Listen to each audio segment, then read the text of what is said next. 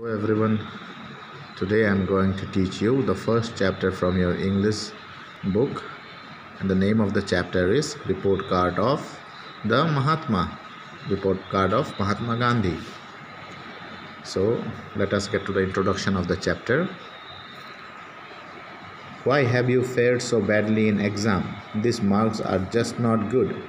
How often have you been at the receiving end of such remarks made by parents, teachers, or both? But there is hope for us. Weren't many famous people very mediocre students in school? Read the following article about Mahatma Gandhi as a student. So in the first two lines, see, why have you fared so badly in exam? These marks are not so good. So these two things are a very common sentences. These two sentences are very common dialogues in your student life. You frequently hear it from your teachers or from your parents. Why have you fared so badly in the exam means आपने अपने exam में इतने कम marks क्यों आए, या marks इतने जो कम है ये अच्छे नहीं हैं, आप ज़्यादा मेहनत करो, आपके पोजीशन सही नहीं है, आप मार्क्स आपकी स्कोरिंग कम है. सो ये सब चीज़ें आपको बार बार सुनने को मिलती है आपके स्टूडेंट लाइफ पे. How often have you been at the receiving end of such remarks made by parents, teachers, or both? But there is hope for us. Weren't many famous people very mediocre students in school? Read the following article about Mahatma Gandhi as a student. So there has been always such remarks made by the teachers and parents to you, but you should not lose hope, because the history is a example that many people, many students who were mediocre in their school life, who didn't perform very good in their academic works, later became very famous people. So you should always keep trying and you should never lose hope. So this is the introduction of the chapter. Now let us read the chapter about Report Card of Mahatma Gandhi, how Mahatma Gandhi fared in his academic classes. Mahatma Gandhi was one of the most influential men of the 20th century. But what kind of student had he been? Our curiosity in this regard is understandable, and the answers can be found in his own biography, My Experiments with Truth, and in preserved records of one of the schools where he studied. So here we can see the writer tells us, and who is the writer? Let us find out. Mahatma Gandhi was one of the most influential men of 20th century. So of the 20th century, Mahatma Gandhi was one of the most influential men. Influential man means a man who influences something in someone else's life. A person who is taken as an idol by many other people. Okay, that is called an influential man. जिसका influence, जिसके दूसरों के life पे बहुत बड़ा influence होता है, बहुत बड़ा इम्पैक्ट पड़ता हो, जिसके कारण से उसे हम इन्फ्लुएंशियल मैन कहते हैं. सो वो कैसे इंसान थे? But what kind of a student had he been? तो वो कैसा स्टूडेंट था? महात्मा गांधी, जिनको हम सब जानते हैं, जिनको हम बापूजी कहते हैं, तो वो अपने स्टूडेंट लाइफ में कैसे थे? उसकी पढ़ाई कैसी थी? उनका बिहेवियर कैसा था? वो हमें जानने की बहुत ज़रूरत है आज, because we always need to know the life of the famous people so that we can get a copy from them. We can change our life through their teachings. और हमें उनके बारे में कहाँ जानने को मिलेगा? हमें उनके बारे में जानने को मिलेगा उनके ऑटोबायोग्राफी में. उनके ऑटोबायोग्राफी का नाम क्या है? My Experiments with truth. ठीक है. Now what is autobiography? Autobiography किसे कहते हैं? Biography is when a person writes about himself. जब कोई इंसान अपने बारे में लिखता हो तो उसे हम कहते हैं ऑटोबायोग्राफी. बायोग्राफी किसी व्यक्ति के बारे में, किसी पर्सन के बारे में उसकी लाइफ स्टोरी होती है, उसे बायोग्राफी कहते हैं. एंड ऑटोबायोग्राफी मीन्स वो जब इंसान खुद अपने लाइफ के बारे में लिखता हो तो उसे हम ऑटोबायोग्राफी कहते हैं. सो और महात्मा गांधी के ऑटोबायोग्राफी का नाम क्या है? My Experiments with Truth. And in preserve records of one of the schools where study, और उनके बारे में हमें इस उनके ऑटोबायोग्राफी से बहुत जानने को मिलेगा, और कुछ उनके रिकॉर्ड्स हैं जो वो स्कूल में पढ़ते थे, वहाँ से भी उनके बारे में बहुत कुछ जानने को मिलेगा. Gandhiji had changed many schools before the age of 10, but spent 7 years in a high school in Rajkot. So, before the age of 10, Mahatma Gandhi has changed many schools. वो कहीं अलग अलग स्कूलों में पढ़े, वो कहीं एक स्कूल पे ज़्यादा टिकते नहीं थे, कभी इस स्कूल में कभी उस स्कूल में. 1-2 साल पढ़ने के बाद वो स्कूल चेंज करते रहते थे जब तक वो 10 साल के नहीं हुए. लेकिन उसके बाद उन्होंने 7 साल Rajkot which is in Gujarat, तो राजकोट के हाई स्कूल में उन्होंने 7 साल पढ़ाई की. He tells us that he was certainly not regarded as a dunce. His certificates of progress and his characters were never bad. What is the meaning of dunce? You will find here. Dunce means a slow learner. So what we see? He tells us that he was certainly not regarded as a. He tells us मतलब ही यहाँ पे कौन है?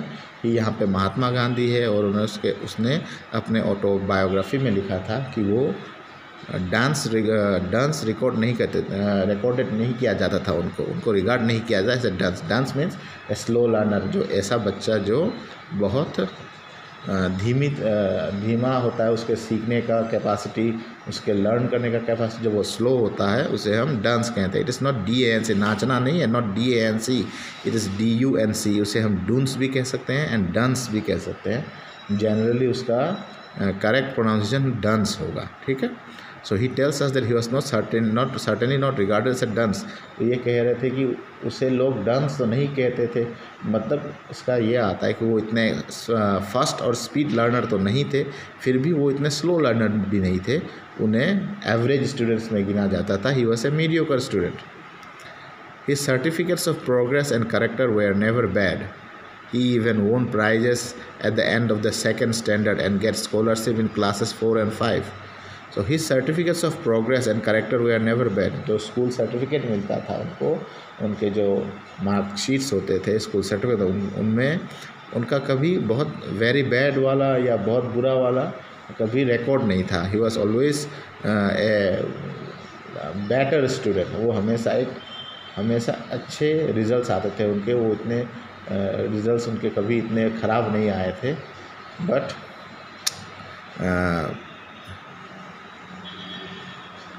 he even won prizes at the end of the second standard and get scholarships in class 4 and 5. तो उन्होंने बहुत बार ही even वोन prices, उन्होंने कई बार प्राइजेस भी जीते हैं. सेकंड स्टैंडर्ड पे उनको प्राइज मिला था और स्कॉलरशिप भी मिले थे उनको क्लास 4 और 5 में. तो ये क्या प्रूव करता है कि वो कभी इतने स्लो लर्नर थे ही नहीं. वो काफ़ी अच्छे स्टूडेंट लाइफ गया था उनका. He had a very good characters and very good results. That was only due to luck, and yet he says with characteristic modesty that was only due to luck and not merit. लेकिन उनकी simplicity देखिए, उनकी modesty देखिए कि वो अपने इस उपलब्धि को, अपने अचीवमेंट को वो अपने मेरिट का नाम नहीं देते थे. वो कहते थे कि नहीं, वो तो लक के वजह से मिला है, मुझे मेरिट के वजह से नहीं मिला. तो कैरेक्टरिस्टिक मॉडेस्टी, इस शब्द का अर्थ क्या है? expressing a lower opinion of his abilities in a manner which is typical of him. Characteristic modesty मतलब expressing a lower opinion of his abilities in a manner which is typical of him. तो आपको पता चला characteristic modesty का मतलब है कि when someone is very averagely behaved in his own abilities, when someone is very honest and someone is very simple with his achievements, उसे कहते हैं कैरेक्टरिस्टिक मॉडेस्टी. उसने कभी गर्व ही नहीं किया कि उन्होंने क्या अचीव किया है. That was only due to luck and not merit.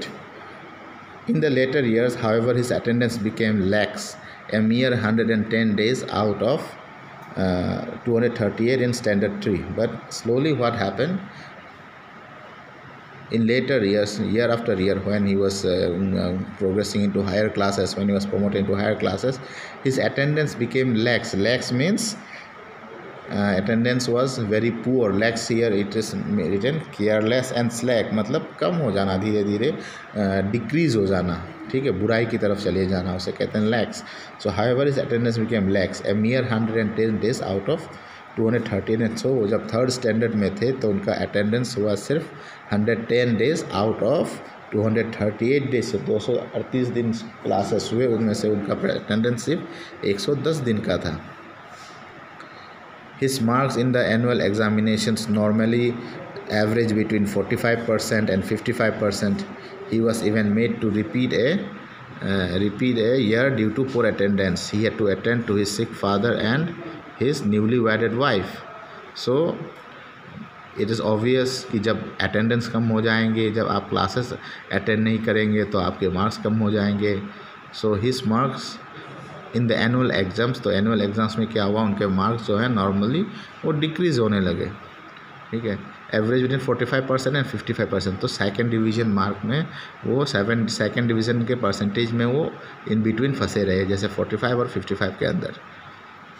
उनको एक साल भी उनको एक क्लास में रिपीट करना पड़ा बिकॉज ऑफ पुअर अटेंडेंस. जो उसके कम अटेंडेंस की वजह से उसको एक क्लास में फेल कर दिया गया, एक क्लास में उसको 2 साल पढ़ना पड़ा. सो ऐसा क्यों, व्हाट हैपेंड, कि ऐसा तो नहीं कि गांधी जी बिगड़ रहे थे, बुरे संगत में पड़ गए थे, उसको पढ़ाई का मन नहीं था, ऐसा कुछ नहीं था. एक्चुअली व्हाट हैड हैपेंड, उसके पिताजी बहुत बीमार पड़ गए and he had to attend to his sick father. उसे अपने सिक फादर को अटेंड करना था, उसके पिताजी का सेवा करना था. सो उसको बहुत क्लासेस और स्कूल मिस करना पड़ा. And also he had to attend this newly wedded wife. तो पुराने ज़माने में क्या था कि आपको बचपन में ही शादी कर दी जाती थी, आपको आपकी यंग एज में शादी कर दी जाती थी, बाल विवाह जिसे हम कहते हैं, चाइल्ड मैरिज. तो गांधी जी का भी बहुत ही कम उम्र में उसका भी शादी हो गया था. He got married in a very young age. और अभी शादी जब हो गई तो उसको अभी परिवार में भी थोड़ा टाइम देना था. So he had to attend this newly wedded wife also. इसीलिए उसका अटेंडेंस बहुत गिर गया था. He then became a serious student and got over a score of 66.5%. But later he realized that these things were hampering his academic sessions. So उसने ये अपने आप को स्ट्रिक्ट किया और उसने अपने आप को सीरियसली स्टडीज़ में एंगेज किया. एंड देन उसने नेक्स्ट क्लास पे उसने 66.5% स्कोर किया. He could no longer be called a mediocre student. तो उसके बाद उसको mediocre student के गिनती से उसको हटा दिया गया, उसको better students, bright students में उसको शामिल कर दिया गया. And getting first division mark is always a big achievement. तो first division marks लाने के बाद उसे हम इसको रैंकिंग करने लगे good students में. He could no longer be called a mediocre. The matriculation exam saw him score 404 rank out of 799 successful students. जो जब 10th के जो बोर्ड एग्ज़ाम्स है, मैट्रिकुलेशन एग्ज़ाम जिसे कहते हैं, उसमें 799 स्टूडेंट्स टोटल पास हुए थे और उनमें से वो 404 रैंक पे थे, 404th रैंक पे थे. And it was not bad at all. His marksheets read, तो उसके मार्कशीट्स जो 10th के जो मार्कशीट हैं उसमें मार्क स्कोर किया था उन्होंने. इंग्लिश में 89 out of 200, Gujarati 44.5 out of 100, mathematics 56 out of 175 and general knowledge 54 out of 150. सो ये था महात्मा गांधी का मैट्रिकुलेशन रिज़ल्ट. यहाँ तक गांधी जी ने मैट्रिक जब दिया तो he scored 89 out of 200 in English, 45.5 out of 100 in Gujarati, 56 out of 175 in mathematics and 54 out of 150 in general knowledge.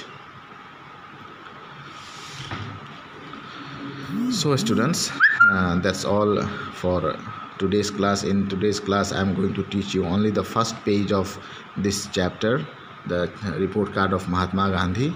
In your later classes I will explain you the other pages. There are remaining 2 pages which I will teach you in your later classes. Okay, so please listen to this lecture carefully, and if you have any doubt regarding any sentence or any word meaning which you do not understand, please put your question in the doubt section. Thank you. Have a nice day.